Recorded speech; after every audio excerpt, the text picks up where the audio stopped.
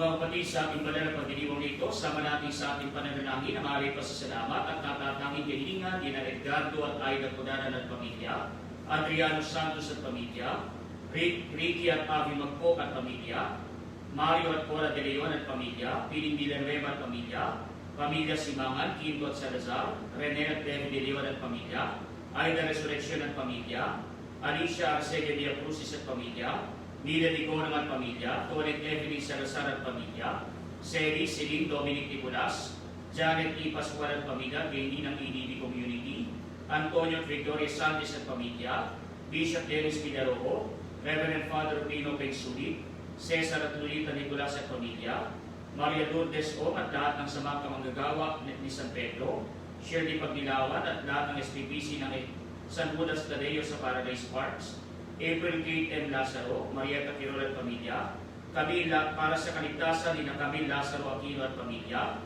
Jen Tamani at pamilya, Joshi Brillantes at pamilya, Amy Ferry D. Manalo at pamilya, Jim at Jonathan Glenn, Yvette Barrera at pamilya, Dr. Onaisa Catrina Monera at pamilya, Dr. Caroline Enriquez at pamilya, mga doktor at medical staff ng Ardelia Fatima Hospital sa Valenzuela City, Santo Niño Hospital sa Bustos, at ang mga Rodriguez Memorial Medical Center sa Marikina City, mga doktor at medical staff ng Regino Hospital, Skyline Hospital at Warimen Hospital, at lahat ng mga frontliners sa pagsugpo sa pagkalat ng salot na COVID-19 gaya ng iba pang mga doktor at healthcare providers, mga pulis at sundalo, mga business leaders at workers, at mga kawani ng pamahalaan nasyonal at lokal, lalo na ng lungsod ng San Jose del Monte.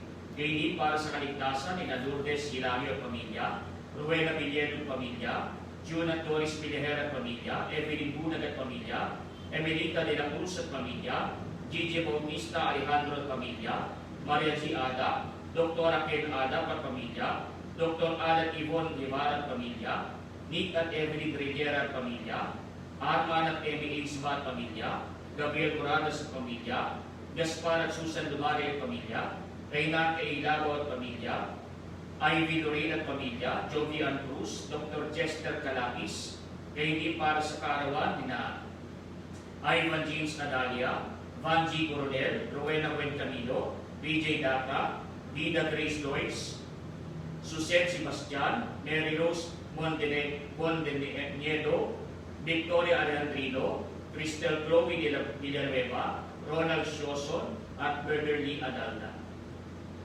Alta.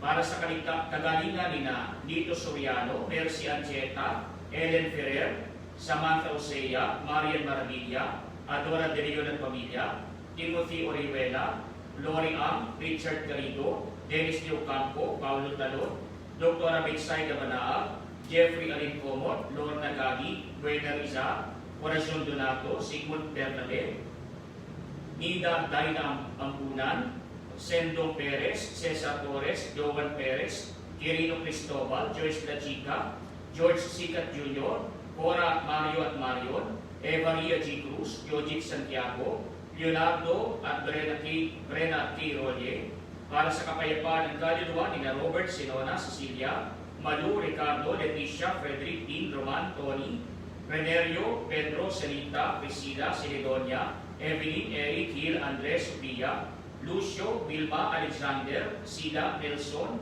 Alfredo, Nicolas, Viviana, Epifania, Alejandro, Emilia, Marcela, Bartolome, Roy, Julita, Fidela, Isabela, Raquel, Puloy, Maura, Ferman, Boy, Conchita, Alejandro, Enriqueta, Pablito, Marisa, Jaime, Peter, Nestor, Antonio, Porfirio, Erlinda, Maria Febes, Celia, Rufo, Protasio, Susana, Roderick, Ima Concepcion, Atanasia, Maria Teresita, Brian Angelo, Lucila, Justine, Lydia, Felisa, Flor, Lilia, Gerard, Ria Joy, Antonio, Maximina, Domingo, Gedora, Jose, Maricel, Josie, Lita, Jesus, mga doktor at frontliners na namayapa na, at sa mga naging biktima ng salot na COVID-19, at para sa lahat ng namayapang lektor ng Diocese ng Malolos at sa lahat ng mga kawa-awang kaluluwa sa purgatorio.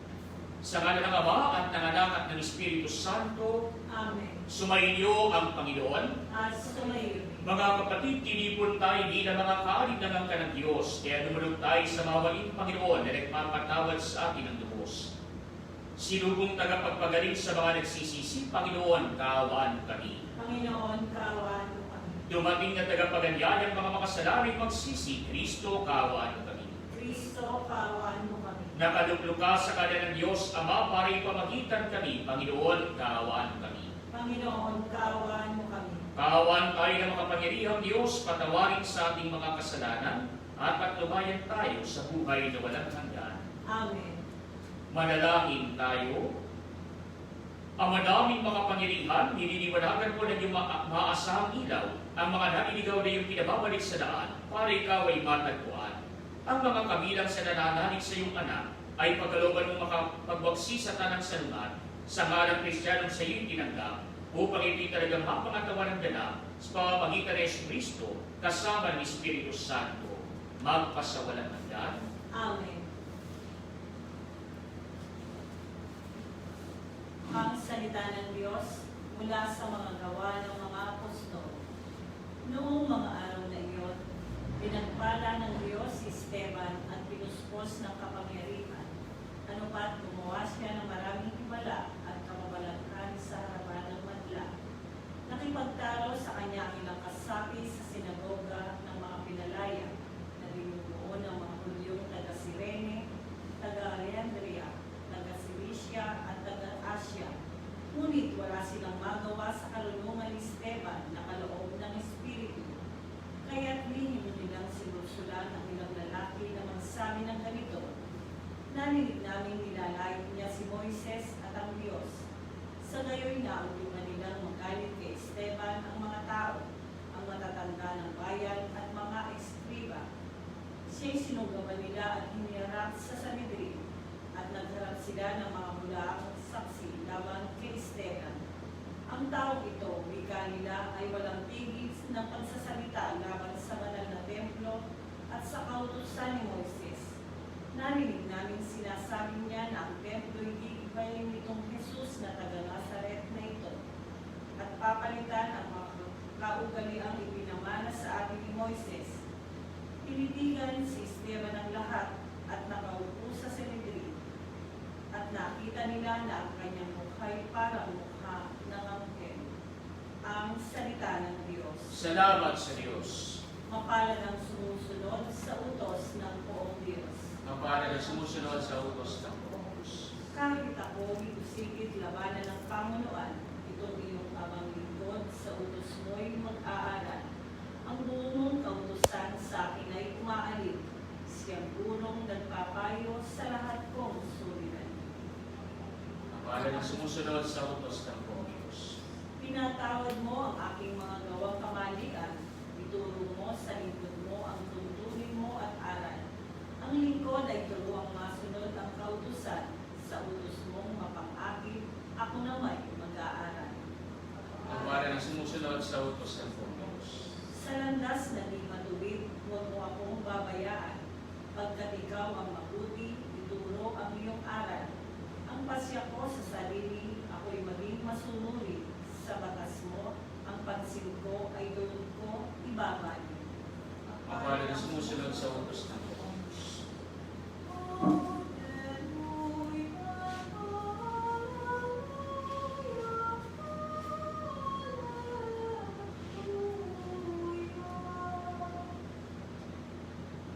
Sumainyo ang Panginoon.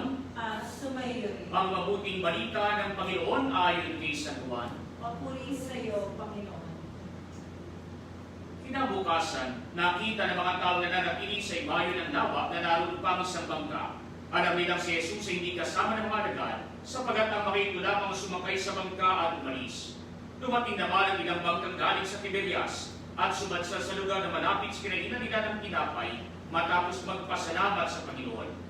Nang makita ng mga tao na wala na roon si Jesus, di ang kanyang mga dagat, sila'y sumakay sa mga bangka at pumunta rin sa Capernaum upang hanapin si Jesus. Nakita nila si Jesus sa ibayo ng lawa at kanilang tinanong, Rabbi, kailan pa kayo rito? Sumagot si Jesus, sinasabi ko sa inyo, hinahanap ninyo ako hindi dahil sa mga kababalagang nakita ninyo, kundi dahil sa nakakain kayo ng tinapay at ng busog. Gumawa kayo, hindi upang magkaroon ng pagkain na sisira, kundi upang magkaroon ng pagkain na hindi nasisira at nagbibigay ng buhay na walang hanggan. Ibibigay ito sa iyo ng anak ng tao, sapagat siya ang binigyan ng kapangyarihan ng Diyos Ama. Kaya siya'y tinanong nila, ano po ang dapat namin gawin upang aming maganap ang kalooban ng Diyos? Ito ang ipinagagawa sa inyo ng Diyos. Manalig kayo sa sinugo niya, tugon ni Jesus. Mga kapatid, ang mabuting balita ng Panginoon. Pinupuri ka namin, Panginoong Jesus. Mga kapatid, sa ating mabuting balita ay pinapayag sa atin ng ating Panginoon na ang mga tao ay dapat na naghahanap hindi lamang ng mga pagkain na nakabubusog sa kanilang sikmura, kundi dapat sila rin ay naghahanap ng pagkain makalangit na makabubusog sa kanilang kaluluwa. Kaya anong hinahanap ng mga taong ating Panginoon? Ano ang sagot ng ating Panginoon?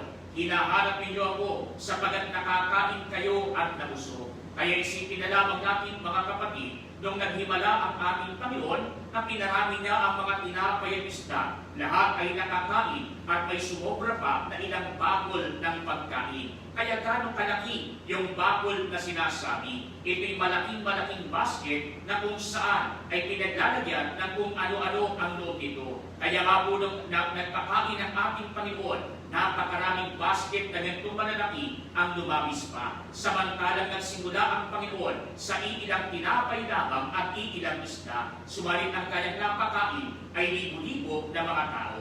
Pinagati-hati niya, pinagpasalamat sa kanyang Ama, ibinahagi sa mga tao, at ang lahat ay nakakain ng nabusog. Ang lahat ay nagkaroon ng kabusugan para sa kanilang sarili. Kaya ba sinasabi sa atin, yung mga tao nakakita ng isang malaking himala, subalit mga kapatid, gagaya ng sinasabi sa ating mabuting balita, mayroong ibang mga tao ang nakita lamang ay hindi ang himala, hindi ang dinudulot ng himala na ito, kundi ang nakita lamang ay yung kung ano ang makukuha nila mula sa ating Panginoon. Kaya nga yung himala na ito ay dapat nagpalakas sana sa kanilang pananampalataya. Subalit yung ibang tao ang nakita lamang, magpunta tayo sa ating Panginoon sapagat may pagkain ang ating Panginoon. Kaya nga po sinasabi sa atin, ang ating Panginoon gumawa ng himala, di lamang para magyabang sa mga tao, kundi ang ating Panginoon sa bawat niyang paggawa ng himala, ang ninanais niya, manampalataya ang mga tao sa Kanya, manalig sa Diyos ang mga tao, at hindi naman palakasin ang kanilang pananalig na ito. Kaya nga sa ating mabuting balita, nung tinanong siya ng ibang mga tao, ano po ang dapat namin gawin? Ang sabi ng ating Panginoon, manalig kayo sa sinugo ng Ama. Manalig kayo sa akin. Manalig kayo kay Jesus. Kaya nga po sinasabi sa atin, iyon ang pinakapinupunto ng ating Panginoon sa bawat paggawa niya ng himala. Kaya nga po mga kapatid, ang dapat nating pakaisipin, di lamang ang pagkain makalupa ang kailangan natin. Kailangan din natin ang pagkain makalangit. Kaya nga po mga kapatid, kumisan, nakakalungkot kapag halimbawa, meron tayong mga pinagdiriwang na mananamisa na kung saan pinadadamas sa atin yung pananatili, yung presensya ng ating Panginoon. Kaya kapag tayo sinusubuan ng pananaguyon, ano ang ating sinasabi? Pag sinabi ng pari, katawan ni Kristo, anong sinasabi natin? Amen. Sapagat ang amen ay nangangulugan, opo, naniniwala ko na yan na ay katawan ni Kristo. Opo, nakahanda ako na tanggapin ang katawan ni Kristo. Sapagat tayo pinadadaanan din ng ating Panginoon. Kaya nga po sumasagot tayo ng amen, sapagat nakahanda tayo na papasukin ang ating Panginoon sa ating sarili. Kaya yung tinatanggap natin, ito ay tinapay na walang lemadura. Ito ay tinapay na wafer lamang, maliit, manipis, kakaunti pa, isa-isa lang sa bawat isang magsisimba. Kaya nga po mga kapatid, hindi ka mabubusog dahil doon sa wafer na yun.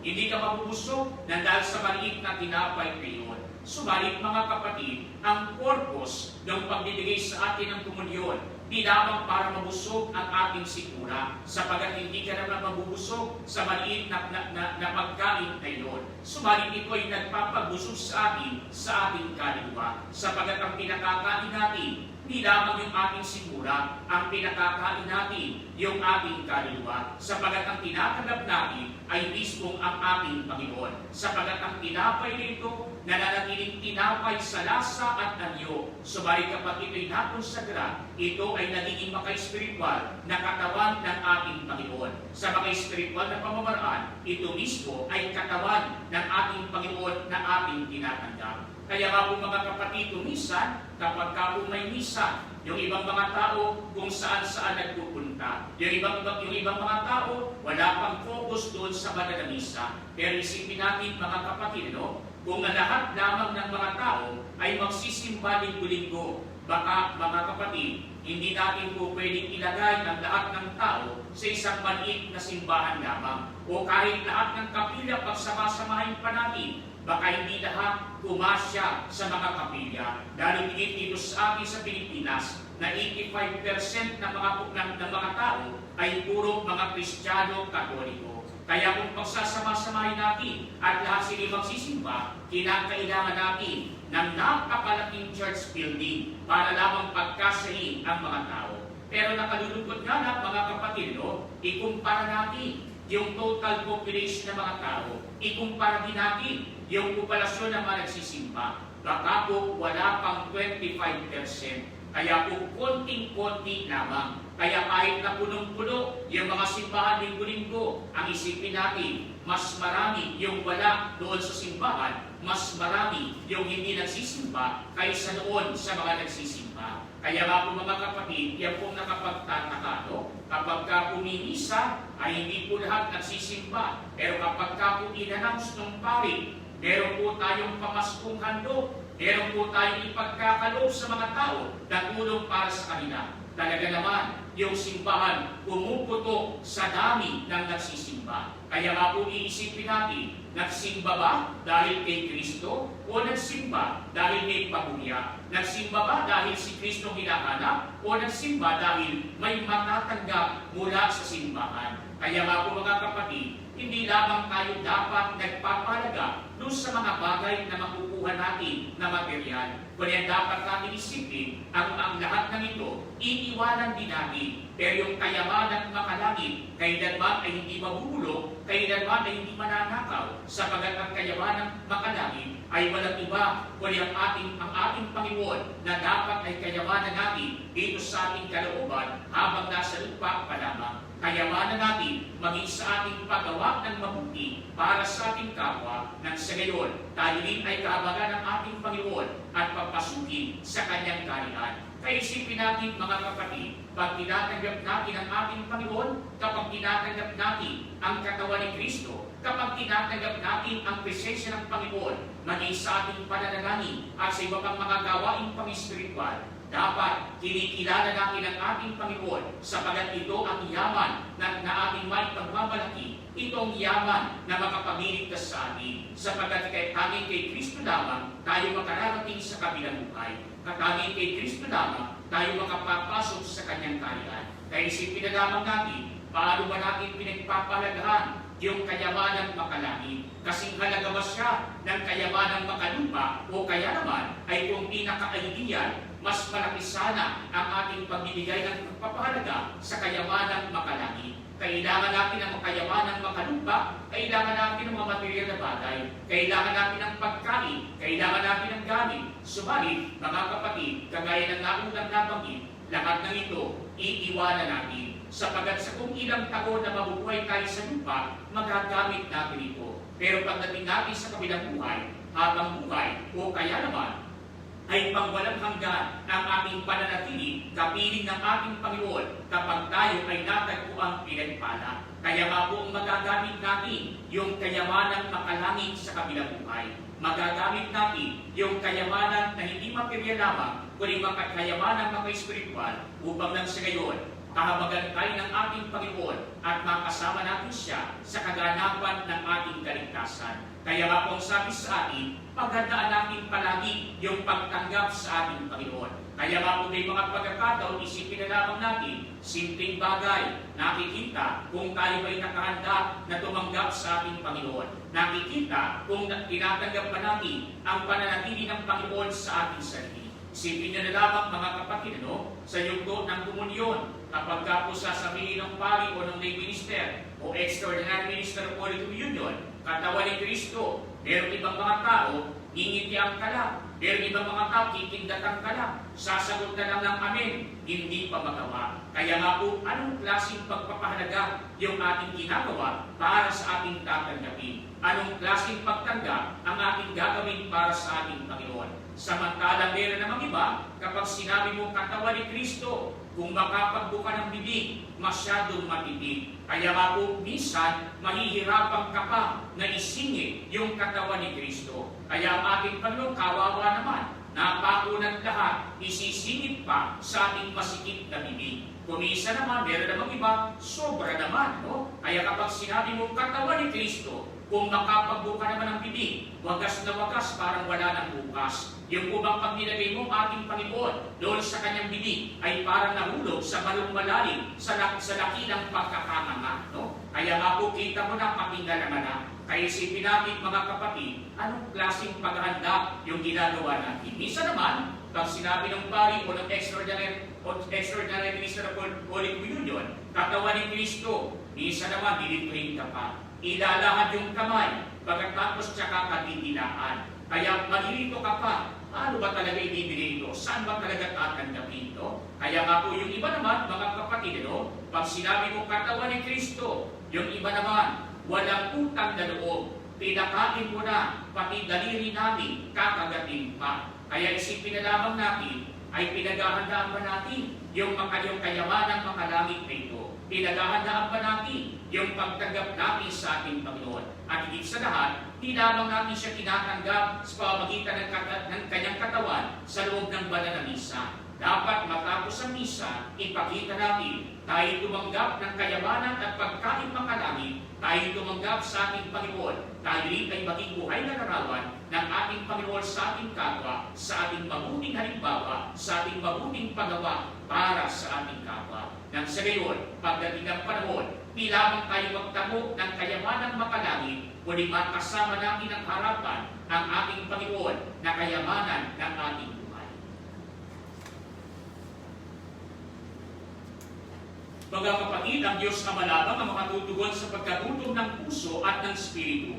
Kaya ilapit natin sa Kanya ang ating mga pangangailangan. Sa bawat panangitan ang ating itutugon, Panginoon, panatilihin mo ang aming spiritu, O Panginoon. Panatilihin mo ang aming spiritu, Panginoon. Ang simbahan na may pukawin sa mga kasapi nito ang pagkagutom at pagkauhaw sa dinapay ng buhay na walang hanggan.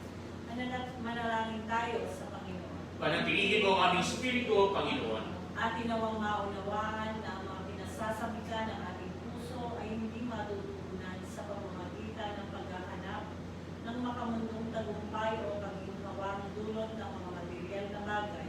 Manalangin tayo sa Panginoon. Panatilihin mo ang aming spiritu, Panginoon.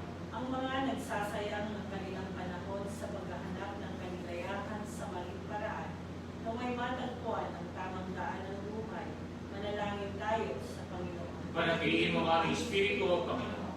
Ang mga may sakit naway makatanggap ng ginhawa at paglingap mula sa mga nangangalaga sa kanila, manalangin tayo sa Panginoon. Panatilihin mo ang aming spiritu, O Panginoon. Ang mga namayapa naway makaisa ni Kristo sa bagong buhay na hatid ng muling pagkabuhay, manalangin tayo sa Panginoon. Panatilihin mo ang aming spiritu, O Panginoon. Ama naming makapangyarihan, ipinagkaloob mo sa amin ang tinapay mula sa langit bilang pagkain para sa aming paglalakbay. Patnubayan mo ang aming mga hakbang patungo sa daan ng katarungan at kapayapaan. Inihiling namin ito sa pamamagitan ni Kristo na aming Panginoon. Amen.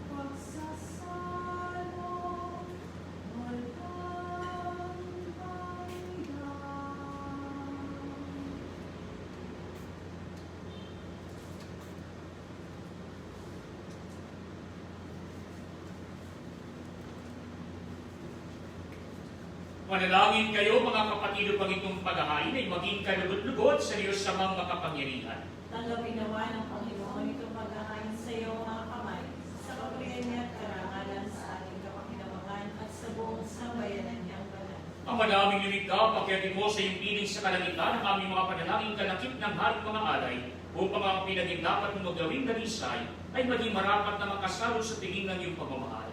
Sa pamamagitan ng Yesu Kristo, kasama ng Espiritu Santo, magpasawalang hanggan. Amen. Sumainyo ang Panginoon. At sumayo. Itaas sa Diyos ang inyong puso at diwa. Itinaas na namin sa Panginoon. Pasalamatan natin ang Panginoong ating Diyos. Marapat na siya ay pasalamatan. Ang manaming makapangyarihan, tunay niyang marapat na ikaw ay aming pasalamatan, ngayong pinagdiriwang paghahain ng Mesiyas, ang maamong tupa na tumubos sa aming lahat. Sa pag-aari ng sariling buhay at sa pag-abuhay ng anak mong mahal, nabuksan ganap ang iyong tahanan at kaming pinag-aarian mo ay naging kasambahay. Sa pagamatay niya sa krus, nalubig ang kamatayan. Sa kanyang pagkabuhay, naging buhay siya ng tanan. Kaya kaysa ng mga anghel na nagsisiawit ng papuri sa iyo, nang walang humpay sa kalangitan, kami nagbubunyi sa iyong kadakilaan. Santo, Santo, Santo, Panginoong Diyos ng mga napupuno ang langit at lupa ng kadakilaan. O sana sa kaitaasan. Pinagpala ang nakaririto sa ngalan ng Panginoon. O sana sa kaitaasan. Ang manaming banal, ikaw ang bukal ng tanang kabanalan. Kaya't pa magitan ng iyong spiritu, gawin mong banal ang mga kaloob na ito, upang para sa aming maging katawan at dugo ng aming Panginoong Yesu Kristo. Bago niya pinag-isang pusang loob na maging handog, hinawakan niya ang tinapay, pinasalamatan kaniya, pinagati-hati niya iyon, iniyabot sa kanyang mga alagad at sinabi, tanggapin ninyong lahat ito at kanin. Ito ang aking katawan na ihahandog para sa inyo.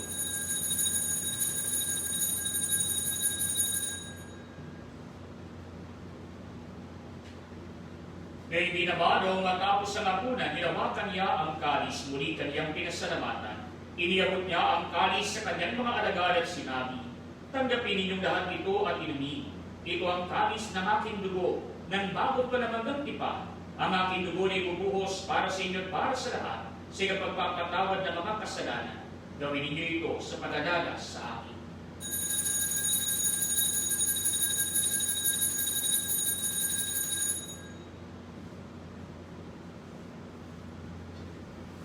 Mga kapatid, ang misteryo ng ating pananampalataya. Si Kristo'y namatay, si Kristo'y nabuhay, si Kristo'y babalik sa wakas ng panahon. Ama, ginagawa namin ngayon ang pag-alala sa pagamatay at muling pagkabuhay ng iwan na, kaya iniaalay namin sa iyo ang tinapay na nagbibigay buhay at ang kalis na nagkakalog ng kaligtasan. Kami nagpapasalamat dahil kami yung minarapat na tumayo sa harap mo para maglingkod sa iyo. Sinasamo namin kami magsasalo-salo sa katawan at dugo ni Kristo ay mabuklod sa pagkakaisa sa pamamagitan ng Espiritu Santo. Amalingapin mo ang iyong simbahang laganap sa buong daigdig. Puspusin mo kami sa pag-ibig kaysa ni Francisco na aming Papa at ni Dennis naming Obispo at ng Tanang Kaparian. Alalahanin mo rin ang mga kapatid namin na himlay na may pag-asang sila'y muling mabubuhay, gayon din ang lahat ng mga pumanaw. Kaawaan mo sila at patulingin sa iyong kaliwanagan. Kaawaan mo at pagindakatin kaming lahat na makasalo sa iyong buhay na walang wakas. Kaysa na mahal na Birheng Maria na ina ng Diyos, ni San Jose na kanyang kabiyak ng puso, kaysa na mga apostol at ng lahat ng mga banal na nabuhay dito sa daigdig ng kalugod-lugod sa iyo. May pag-iwang nawa namin ang pagpupuri sa ikarangal mo sa pamamagitan ng iyo na aming Panginoong Yesu Kristo. Sa pamamagitan ni Kristo, kasama niya sa Kanya, ang lahat ng parangal at papuri ay sa iyo, Diyos Amang makapangyarihan, kasama ng Espiritu Santo, magpasawalang hanggan. Amen. Mga kapatid, sa tagubilin ng mga nakagagaling na utos at puro ni Jesus na Panginoon natin at Diyos, ipahayag natin ang lakas loob.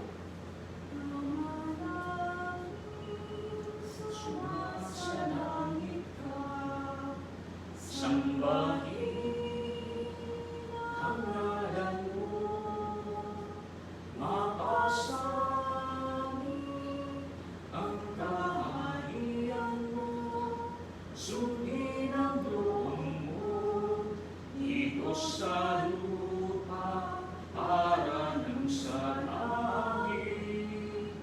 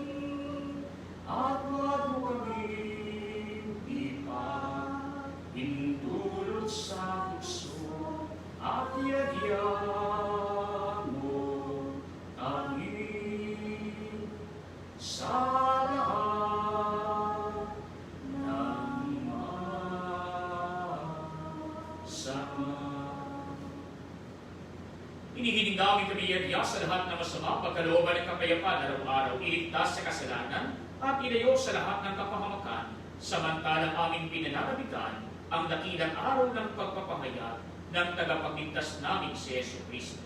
Sapagkat iyo ang kaharian ng kapangyarihan at ang kapurihan ang pakailanman. Panginoong Yesu Kristo, sinabi mo sa iyong mga apostol, kapayapaan ang iniiwan ko sa inyo, ang aking kapayapaan ang binibigay ko sa inyo. Tunghayan mo aming pananampalataya pag ang aming mga pagkakasala. Pagkalooban mo kami ng kapayapaan at pagkakaisa ayon sa iyong kalooban, kasama ng Espiritu Santo, magpasawalang hanggan. Amen. Ang kapayapaan ng Panginoon ay laging sumainyo. At sumayo rin. Magbigayan kayo ng kapayapaan sa isa't isa.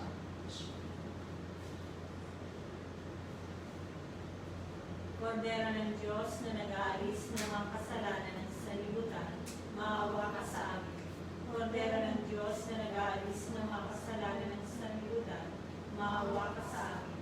Kordero ng Diyos na nag-aalis ng mga kasalanan ng sanlibutan, ipagkaloob mo sa amin ng kapayapaan. Mga kapatid, ito si Kristo, ang kordero ng Diyos na nag-aalis ng mga kasalanan ng sanlibutan.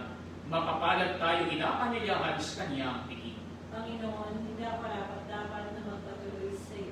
Ngunit sa isang salita mo lamang ay gagawin na.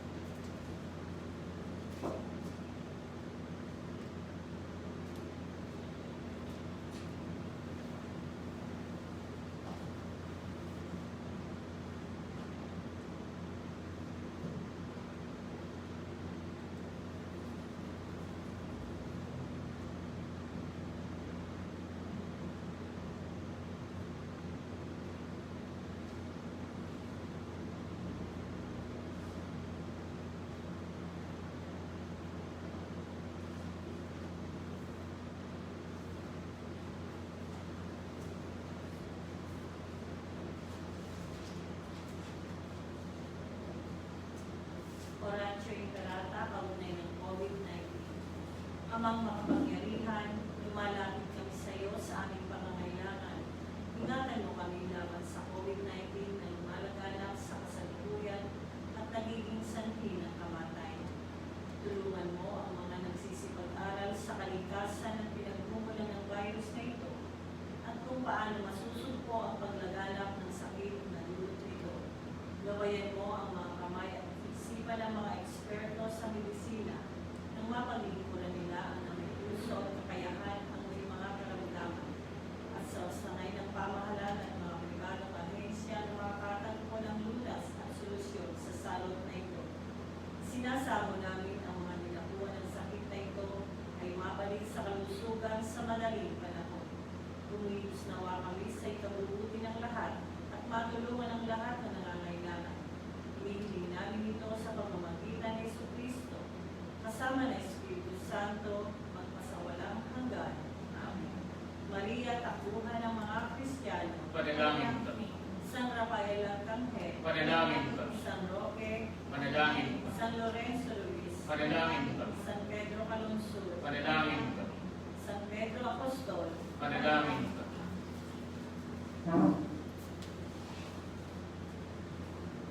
Manalangin tayo.